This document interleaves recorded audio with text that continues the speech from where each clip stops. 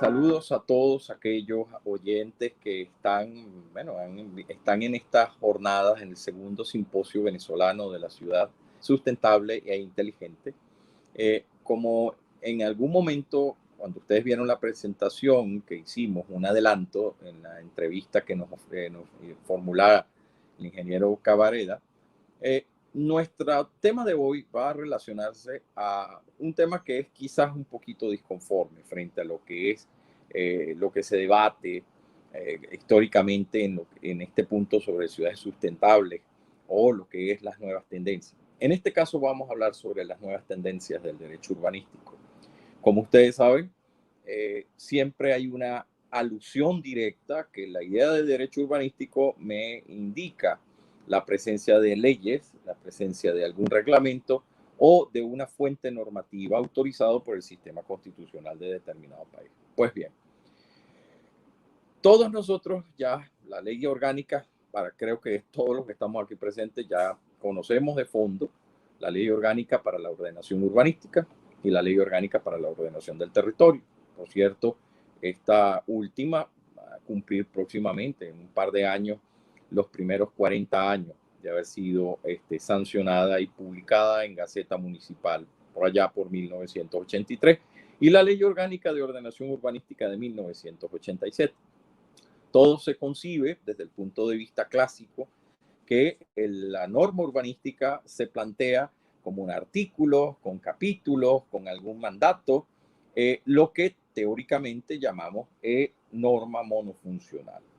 Un ejemplo de ello siempre lo muestro con el artículo 34 de la Ley Orgánica de Ordenación Urbanística, que es la que contempla todo el contenido de los planes de desarrollo urbano local. Este tipo de concepto nosotros le llamamos norma monofuncional, es decir, está concebida para cumplir un punto dentro de lo que es el sistema urbanístico como tal para regular, bien sea equipamiento, bien sea relativos a zonificación, bien sea relativos a reservas de suelo, bien sea para el futuro. Resulta que de unos años para acá, sobre todo a finales con la introducción del derecho comunitario, con la renovación del sistema de fuente, con el retroceso del concepto de excesivo positivismo, con la fractura de la teoría de la interpretación clásica y la introducción de una teoría de la interpretación donde juega un papel fundamental la argumentación. La norma urbanística también ha sufrido modificaciones. Fíjense ustedes, cuando ustedes hablan de norma urbanística, nosotros inmediatamente hacemos referencia a un artículo de la ley o un artículo de cualquiera de los textos normativos que están presentes. Pero resulta que un plano, por ejemplo, y eso ya nosotros en Venezuela, la jurisprudencia de la extinta Corte Primera de lo Contencioso Administrativo, caso nulidad de la ordenanza de zonificación de Chacao, 1997, abril de 1997, ya había adelantado sobre lo que podía concebirse como regla urbanística. Incluso a nuestro juicio, fue una de las sentencias más avanzadas de la época. Venezuela estuvo en su momento ajustado a lo que eran las nuevas tendencias. Por ejemplo, hablar que si hay muchos, sobre todo muchos profesionales que aquí me están viendo de la arquitectura o que han estado, si fueron de más de antigua data, directores de OMPUL, como se llamaban antes, oficinas municipales de planeamiento urbano, siempre se hablaba de los planos. Esta sentencia, por darles un ejemplo, marcó un hito en su momento diciendo que lo que era en un conflicto ante un artículo, le hace artículo 1, 2, 3, y el plano, prevalecía el plano. Es decir, fíjense que ya nos introduce que en los planos anexos a las ordenanzas vamos a suponer, ordenanzas de zonificación o los planos obligatorios que deben ir en los planes de desarrollo urbano local, en las ordenanzas del PEDUR, o incluso los planos que están incorporados en las resoluciones ministeriales que contienen POU, planes de ordenación urbanística, ya a nivel nacional, esos planos también tienen fuerza de ley, es decir, tienen normatividad propia.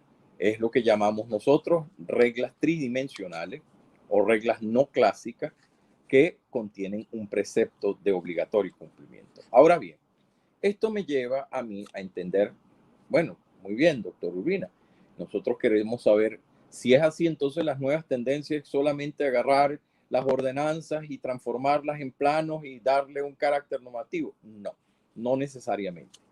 Las nuevas tendencias en derecho urbanístico y sobre todo para los que me están oyendo, los predecesores que han tenido unas brillantes ponencias relativas a la ciudad sustentable o lo que es la ciudad inteligente, debe partir por concebir lo siguiente. Primero, el derecho urbanístico del siglo XXI, como nueva tendencia, parte de un archilema, así le llamamos, un archilema, es decir, no es un concepto, sino que un archilema implica en su momento una expresión que puede tener efectos jurídicos no del todo acabados, como es el concepto del derecho a la ciudad.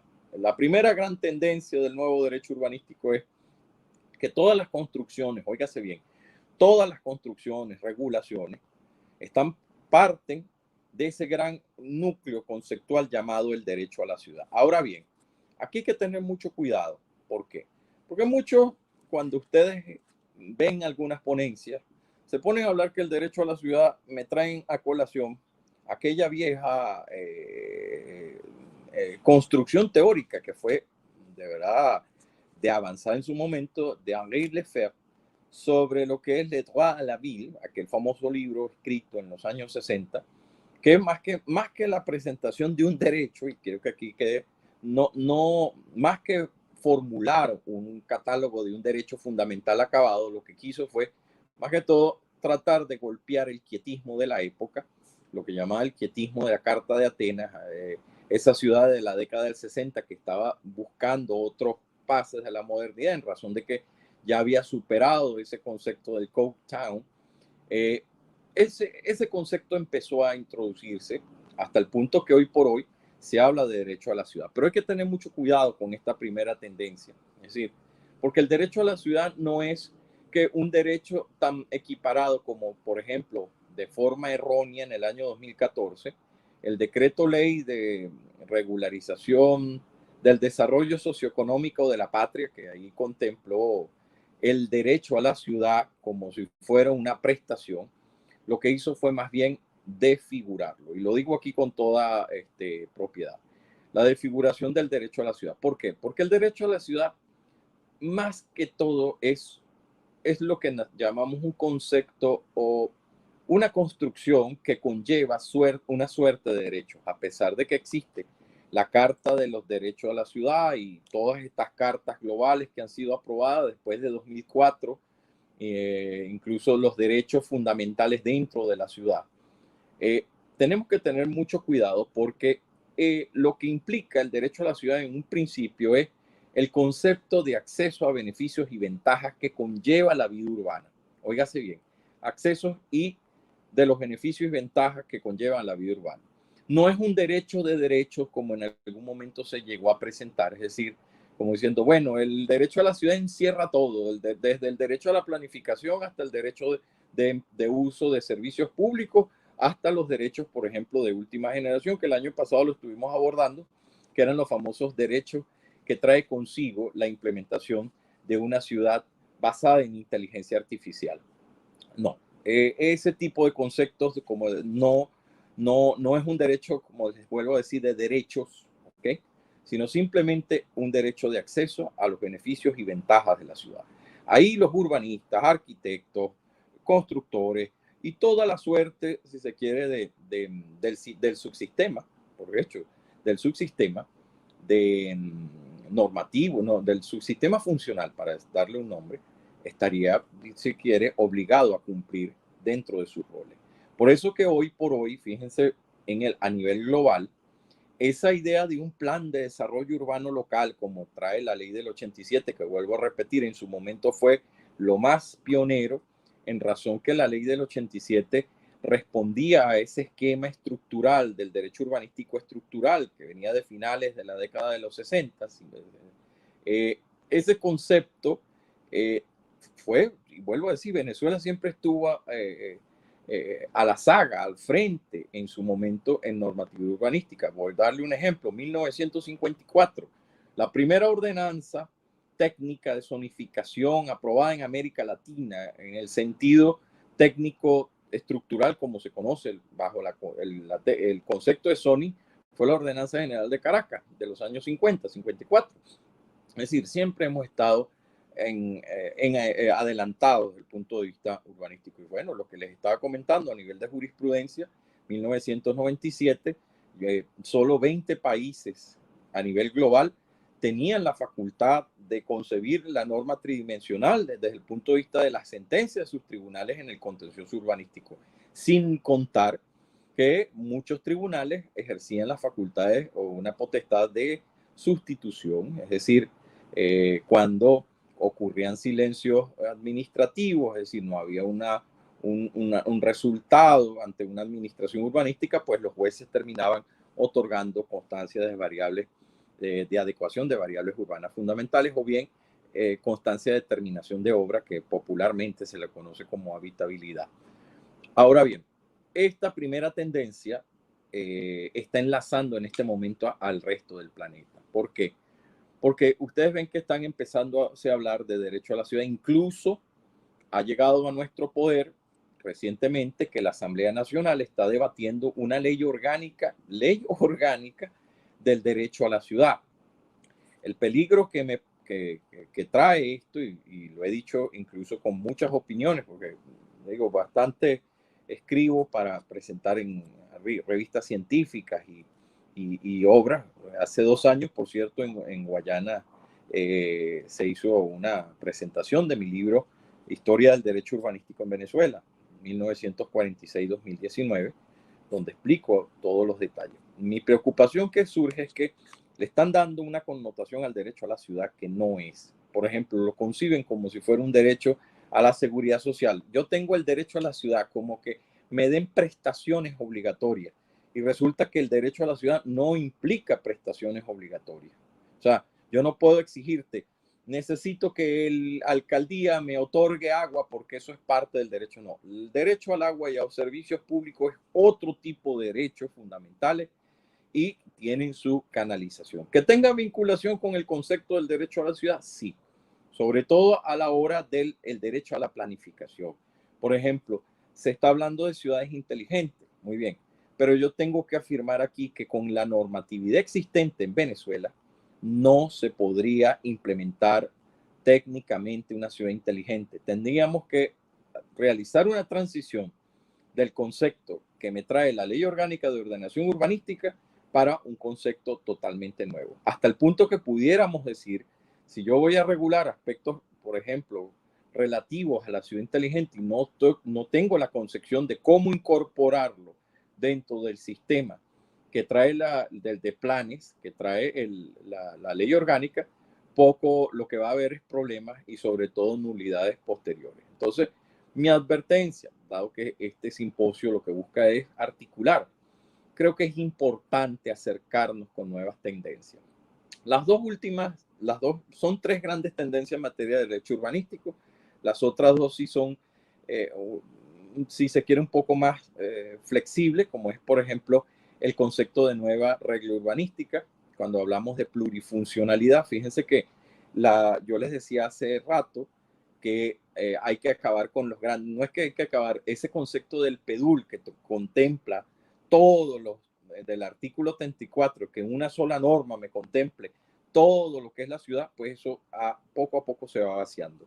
La tendencia es a ir descentralizando, me explico, la creación, por ejemplo, de la ordenanza o de la carta para los constructores, la carta para el urbanista, la carta para los planificadores, la carta para el desarrollo de proyectos, y lo que es el PEDUL termina siendo en una suerte de norma de coordinación con ese resto de normas descentralizadas. Es lo que llamamos nosotros ahora norma plurifuncional. De hecho, en el primer mundo poco a poco se va desapareciendo esta noción y hasta el punto que hoy por hoy, cuando usted muestra un PEDUL, que una de las dificultades que tiene es que el articulado debe reflejar 17 ítems y cuando tú te pones en la práctica es difícil porque esos 17 ítems tienen que ir enlazados a más de 44 leyes venezolanas. Por ejemplo, para los que quieren hacer un plan de desarrollo urbano local, yo digo, mire, no basta solamente con agarrar la guía MINFRA, que es del año 2004 para hacer los planes, y no basta solamente utilizar la Ley Orgánica de Ordenación Urbanística y su reglamento de 1990, sino que debes coordinar con una suerte de Babelia, así le llamé en mi libro, una suerte de Babelia estructural, Babelia normativa, y esa Babelia normativa lo que llega incluso a ser hasta contradictorio. Entonces, en este momento lo que requerimos, y de verdad queremos implementar una ciudad inteligente, es hacer una revisión completa de estos instrumentos base a través de ese concepto de la primera gran tendencia nueva, que es el derecho a la ciudad, tratar de comprenderla mejor, tratar de darle mayor articulación con lo que es la actividad de los urbanistas y de los planificadores. Y la tercera tendencia es lo que llamamos nosotros el soft law administrativo, el soft law urbanístico, y es que algunas reglas se construyen de forma consensuada, bien sea con el ciudadano, bien sea con los sectores que hacen ciudad, los planificadores, las autoridades urbanísticas y por supuesto el ciudadano promedio, que es el que va a disfrutar de ese derecho a la ciudad. Fíjense, todos estos aspectos son necesarios tomarlos en cuenta. Lástima que me gustaría, de todas maneras, estoy yo a la orden para cualquier consulta. Los libros pues pueden conseguirse en Amazon, para el que quiera. Igual el año pasado publicamos en la revista americana de Derecho Urbanístico, que es la que editan en España, que es la sucedánea de la revista de Derecho Urbanístico y Medio Ambiente española, varios trabajos relativos a este concepto. Y últimamente, ya para ir cerrando, bueno, nosotros en el 2019, mi persona y otros colegas, solicitamos a la Sala Constitucional el primer control de la convencionalidad de normas urbanísticas, es decir, de normas globales urbanísticas. Es decir, el derecho a la planificación urbana, el derecho a tener una ciudad sustentable, pero no el derecho a la ciudad entendido, sino el derecho a tener una ciudad planificada y sustentable, una ciudad basada en ese concepto inteligente. Está todavía en la Sala Constitucional, ha sido recientemente admitida y bueno, esperamos que esa decisión tal vez ilustre al país, porque la idea es tratar de insertarnos, si no se puede, por una reforma radical de toda la legislación, que por lo menos podamos trabajar con estos puntos. Bueno, fundamentalmente eso era lo que quería conversarles. Estoy muy agradecido por esta invitación. Quiero extender de verdad felicitaciones a los organizadores de este simposio y bueno, deseándoles que estas jornadas se extiendan por todo el tiempo, por décadas y décadas, y podamos seguir hablando de la ciudad, inclusive más allá del año 2030, que es esa gran meta que nos pusimos en Quito 2016 con ONU Habitat. Muy buenas a todos, agradecidos de verdad. Y bueno, dejo con ustedes a los organizadores. Gracias.